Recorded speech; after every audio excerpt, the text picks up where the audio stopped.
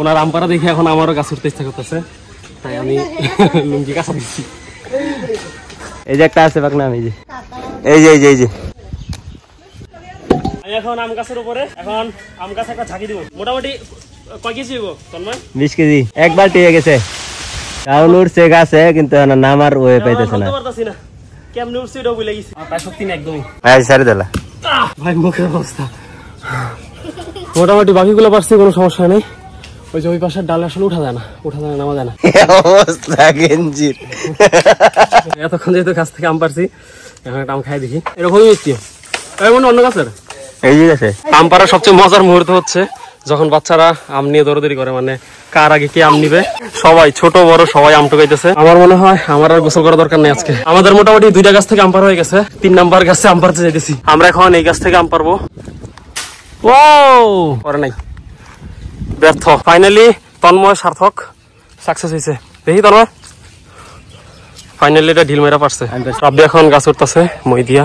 আর এই রাস্তাটা অনেক সুন্দর। ওই যে বাচ্চারা স্কুল থেকে বাসায় ফিরতেছে, আর আমাদের 2 সাঙ্গপাঙ্গ আছে সাথে, যারা আম টোকানোতে এক্সপার্ট। এটা কেমন স্বাদ? আমি তো আছি টক। টক না, ডিফারেন্ট টেস্ট। এক এক গাছের এক আসলে ডিফারেন্ট। এক এক গাছের এক এক রকম টেস্ট। আমার আসলে চস হইতেছিল না। আমরা এখন লিচু পাড়তে আসছি। সামনে ওই গাছে প্রচুর লিচু ধরছে। ওই যে লাল টকটকা লিচু। আমার জীবনের নতুন এক্সপিরিয়েন্স, লিচু গাছের উপরে উঠে লিচু খাইতেছি। এই যে পাশে একটা ডাল ভাঙছি, এর মধ্যে ভরপুর লিচু আছে, যদিও ছোট ছোট সাইজ। লিচু গাছে বৈশাখী লিচু খাইতেছি। আপনারা যদি খাইতে চান তাইলে অবশ্যই তন্ময়ের বাসায় চলে আসবেন। লিচু গাছের নিচে আম ভর্তা বানানো হইতেছে। শুকনো পোড়ামরিচ, লেবু পাতা, কাঁচামরিচ, লবণ। কি ঘ্রাণ! এই আম ভর্তা দেখলে যে কারো লোভ লাগবো। ভাই কেউ কিন্তু নজর দিয়েন না। আম ভর্তা মাখানো হইতেছে, কিন্তু আমার আর তর্স হইতেছে না। আমি একটু খাই দিই।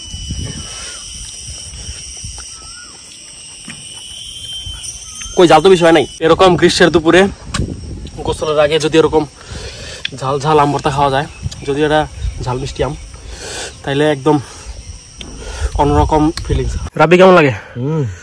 জাল তন্ময়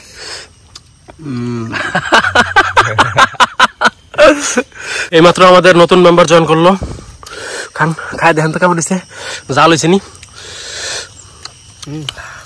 কেমন জাল হয়েছে না মিঠা? মিঠা।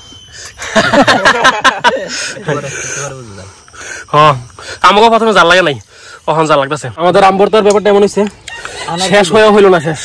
এই যে অলরেডি আমাদের বাটি খালি, তারপর ভর্তা খাওয়া শেষ হয়নি।